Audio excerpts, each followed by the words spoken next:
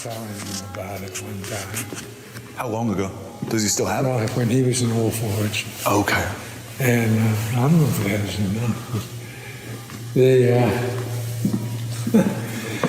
and it has all the details. I'll do it as fast as I can. I was working for Nicholas von der Merwe. Well, he was the lead investigator on this research project. And what we were doing was we were doing an archaeological survey of Iron Age Bantu sites in the Lowveld, which is desert, basically, right? The High Veld is a little bit further to the west, and you have an escarpment that drops about 4,000 feet from the High Veld, which is high plains, into the Lowveld, which is basically desert that goes on over to the ocean, Indian Ocean. But and we were in the Kruger Game Preserve. That was the district is known as the Pellabora district of the Kruger Wildtun, the wild part. And what we were doing was Nick van der Merwe and Robert Thorne. Nick was a pilot, and he's also the lead man on the investigation. And they would fly over an area and locate what looked like good Iron Age sites, right? And locate them from the air, and then he'd put them on a map. And then we had two motorcycles. Well, we were rich, man. We had an airplane. 2 motorcycles and 2 carry-on, 2 Land Rovers. So we pick out, and Benny Graham, who's an old friend of mine, who ended up he was a graduate student of mine at Missouri. And this was while I was at Missouri that all this happened. Well, at any rate, we each had a motorcycle.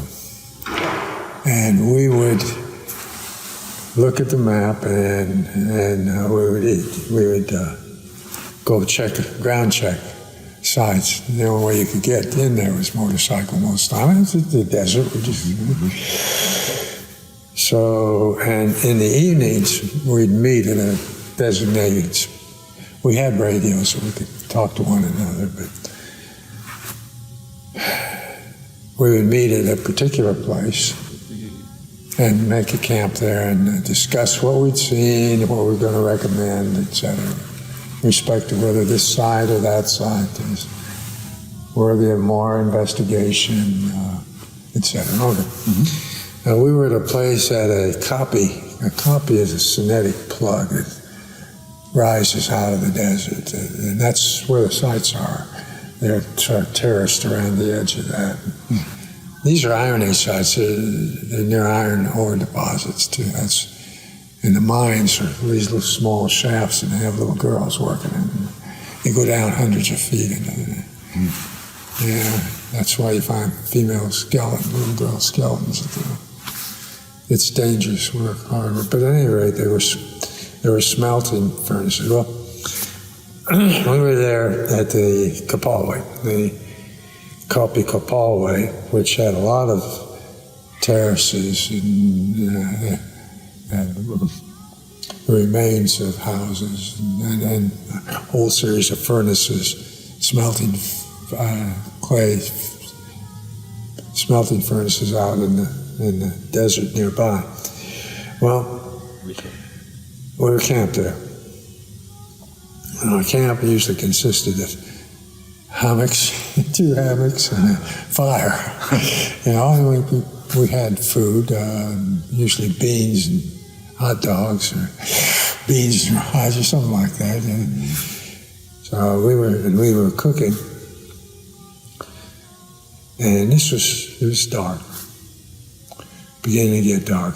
Beautiful in the dark there. There's nothing around for miles and miles, and no light. And you get stars just right across that. And the Southern Cross in particular is beautiful. It's a cross of stars. And it's, but anyway. But we were, Bennett and I were just having our coffee after eating our beans. I remember it was beans and hot dogs. Beanie weenies, if you will. Well, we weren't much in the way of field cooks, but it was enough. We finished that and we were drinking coffee, and we were about 22 kilometers from the nearest paved road. Right, or nearest anything, really.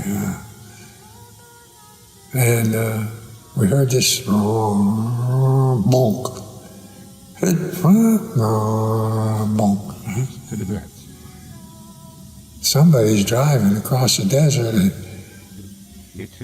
he tends to run into boulders. Bennett said, it's probably a drunk Afrikaner.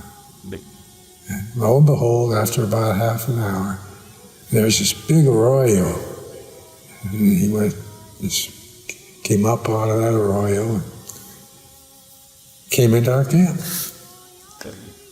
and stopped. And this guy sort of half falls and half gets out of the thing. And he said, boys, what are you doing? And he said, well, we're on a survey, we're looking for items. So he said, well, that seems like a fair prospect. And so I think I asked, well, who are you? And he said, well, tonight I guess I'm Michael. I'm Michael O'Hearn. All right, Michael O'Hearn. He said, boys, I'm here to talk to you. I said, wait a minute. He said, no, I'm here to talk to you.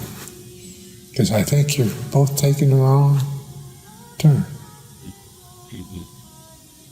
Oh, okay. He said, for example, I don't think you really understand what you're doing. And he said, okay, well, why not? He said, okay. Tell me what those are up there. And there's this beautiful splash of stars. And Bennett said, my friend Bennett said, they're stars. And he said, but what are they? And there's all this swirling gas created, and on about it. Then the guy says, no. You're thinking with your head, not with your heart. Bennett says, okay, then what are they? And the guy says, obviously, the teardrops that the angels shed when Christ was crucified. I'm going, whoa, that really hit me. What a beautiful description of a beautiful phenomenon. Bennett said, no, they're right. And he said, see, that's where you're going wrong. Then he pointed to the Southern Cross, which is a cross of stars. And he said, okay, boys, what is that? That's a Southern Cross. It's used in calculations. It's used in correcting latitude. It's and I said, no. He said,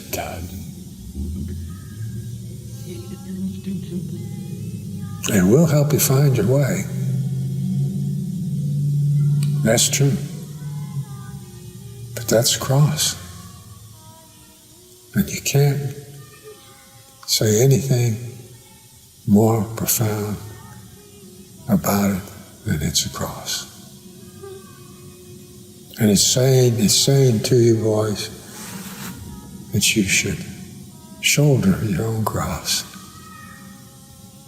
and follow until you find what you're looking for. Wow.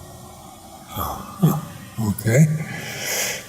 My friend Bennett says, it means all what are you doing listening to this drunk? I said, it's beautiful, man. That's why. It's beautiful. It does something to me. And then the guy says, I want to share something else with you. And he said, all right. And I said, yes, immediately. And then I said, yes, immediately. Okay. Guy then, he goes back to this landlord, and all of a sudden, he's been getting sober. He goes back to his landlord, he gets out this checkered cloth, and he brings it, he puts it on a rock. And then he goes and he gets a thermos bottle and a loaf of bread. Right?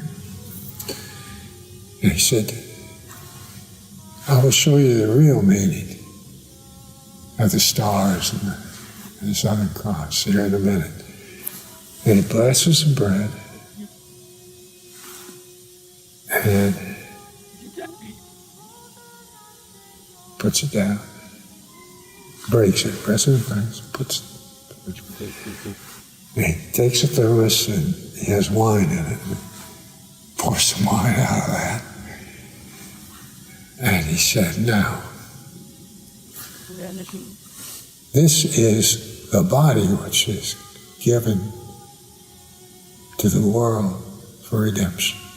So this is the blood which was shed for the world's redemption. Please partake of it, both of you. And he gave us bread, and he gave us wine. Actually, yeah, bread first, and gave a bit of wine. When it finished, he said a short prayer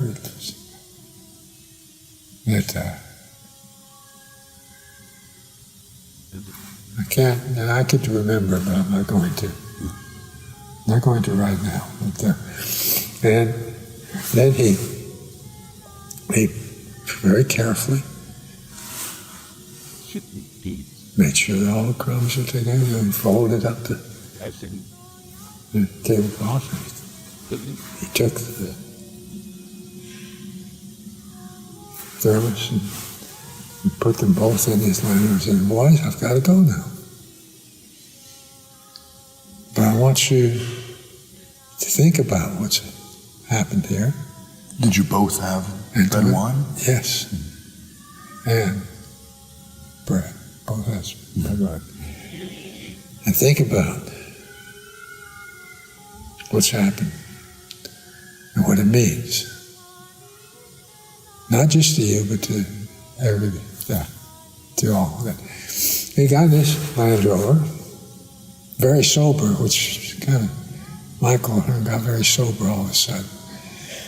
He kind of lost his, he had, in the meantime, he lost the kind of a brogue that he had to begin with. He gets in the Land Rover and drives off.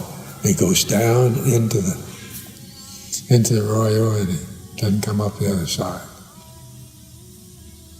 So, the arroyo is only about 100 yards away, so we zip over there, run over there, and that's weird, Of course, he doesn't hit any of the rocks that he was hitting before, And we ran over to the arroyo and we looked, and if he wasn't to the north or south down the arroyo, then he certainly didn't come up the other side.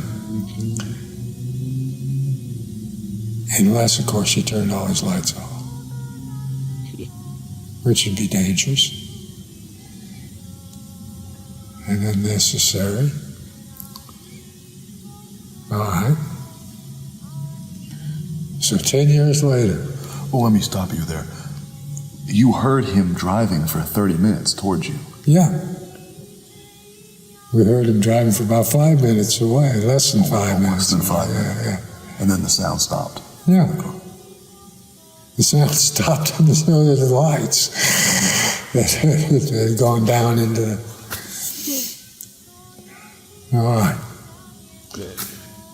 Now, 10 years later, I'm at a party, and it is it was a departmental. I've now come to Alabama. It was a departmental party, and it was out in an open field at night, and I looked up and the stars. There was a beautiful swath of them. I remembered this in detail. Right. And I thought, you know, I've got to find a place where I can worship in the form that he showed. The very next evening, there was a party at my godfather's house. No, it wasn't his house. It was Backlund's house. Party at Backlund's house. And Marion was there. And I said, Marion, you had talked to a bit about Orthodoxy. And I was a Roman Catholic for many years, but had fallen away. And I had an incident that led me to think I should return should find a church. And he said, well, what do you want? And so for 10 years, you didn't, no, it was just saved in your memory. It just sort of faded, yeah. But it came back in all its detail. And what was interesting was Marion. He said, well, what are you looking for? I said, I want a church in which there was someone to hear my confession and guide me. I want a church in which the body and blood of Christ are served. Not symbolically or not casually. I want it to be, it's got to be the real thing. Marion's eyes got bigger. And he said, well, what do you think about the Immaculate Conception? I said, well, that's what got me in trouble with the Latins. I think it's a heresy. Come on, that's big. Well, have you ever considered Orthodoxy? I'd never heard about it even. Never heard about it. I said, well, why don't you come to Vespers? Now, one of my friends was Lucian, the desk. He said, there's an Orthodox Church in Birmingham, and there's a priest there, and we're going to have Vespers at this house. So I went to Vespers, and Father was there. So was, he was in Subdeacon, Ephraim. And they did the Vespers, and I knew immediately, this is it. Knew immediately. Well, I had doubt in my mind. I went over to Father and I said, even though you hadn't seen the Eucharist yet, the liturgy, no, you still knew it from Vespers. I haven't seen it yet. No. You knew from Vespers? Yeah. Oh, it was just,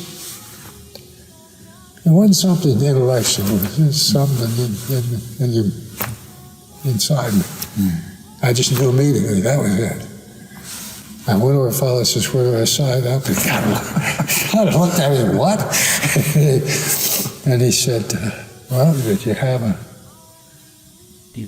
we have a catechumen? And I said, when can we begin? And he said, well, by next Monday. And he said, fine. He said, I'll come to your office. Poor Father, I was smoking then, and their office was, it was a narrow office. I built it myself after I quit being Sharon. And it was just filled with cigarette smoke. But he survived, and so did I. But that's how. When I saw the Eucharist, I just confirmed my every suspicion. Go on.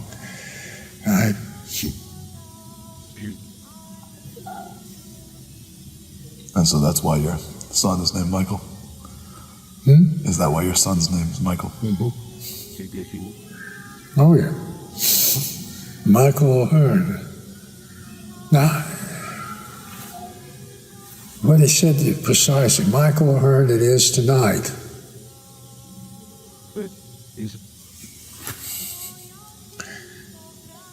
Why did he say this tonight? In the doors? I mean, wait a minute.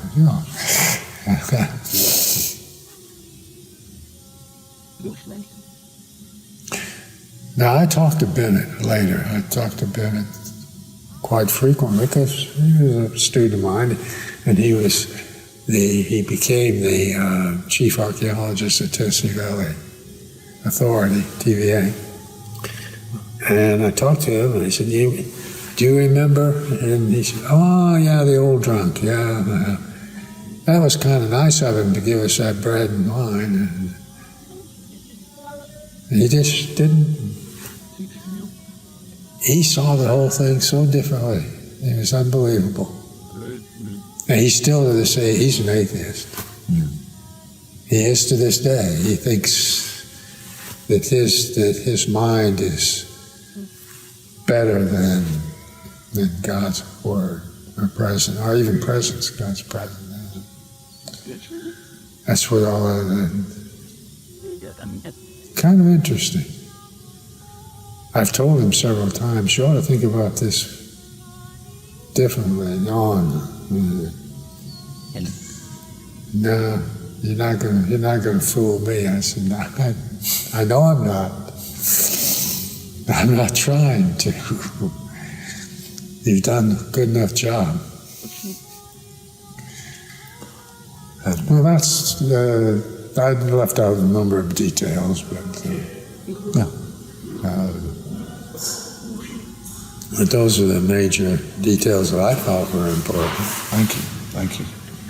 I can't really explain how I felt when he said that, they're the angels, teardrops. When the angels cried, the teardrops froze at Christ's crucifixion. Yeah. What a beautiful image. Yeah, and that wasn't, and it wasn't all intellectual. That's the thing that got me right. No. And then the Southern Cross is, come on. Oh, that was perfect.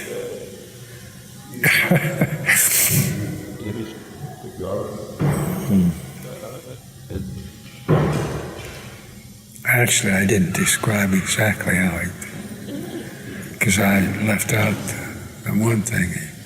He said that carries the burden the cross carries the world's burdens. And you should take your cross and follow that.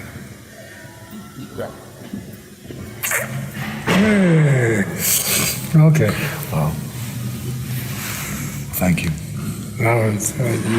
Just let it go for 10 years. My fault. My bad. But it was there. It was there, when it mattered most. Oh, it was there. And I couldn't look at the stars without remembering and see. That's the interesting part. God's creation.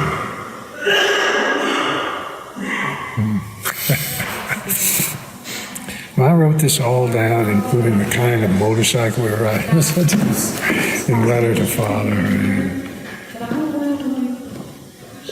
In fact, I wrote that before I came down and tried to corral him and come back. Dick and I came down twice, you remember.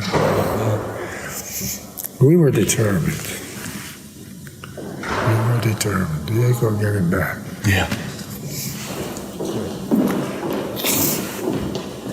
And actually, we were already planning a third trip. And I don't know if I ever told you this or if Father ever told you this, but the second time I was down there, we asked if we could take, we wanted to serve at St. Michael's at the old fort. Wanted to serve at St. Michael's if we could take our stick cars, and Father George said no. So I looked at Dick, and he looked at me, and we bought the stick cars. I can't remember from Lowveld or somewhere. They bought ski cars and went down to and asked Father to bless him. And we told him, that he wouldn't. And asked Father to bless. Father blessed him obediently, and we served. He never told Father George. I don't know what his problem was. Why didn't he want us to? He was for the South. Huh? He was for the South. I don't know. Well, he sure left us high and dry without any prior warning. He said right after Christmas, he went to the Holy Mountain and came back, and now Steve is gone. Father George. Yeah, Father George. Where did he go? Mavromatis. To Miami? Oh, yeah, the other. Mavromatis, not Gladkey. Oh, not Gladkey. Okay. No, not Gladkey. Not Gladkey. Mavromatis. Who told you you couldn't take the robes? Father George Mavromatis. Okay, I'm sorry. Who I was then? misunderstood. Who took Father Alex's Understood. place. I presume he was jealous or something. I don't know. I don't know. The devil works with those kind of things. Yeah. Well, now you know. Thank you.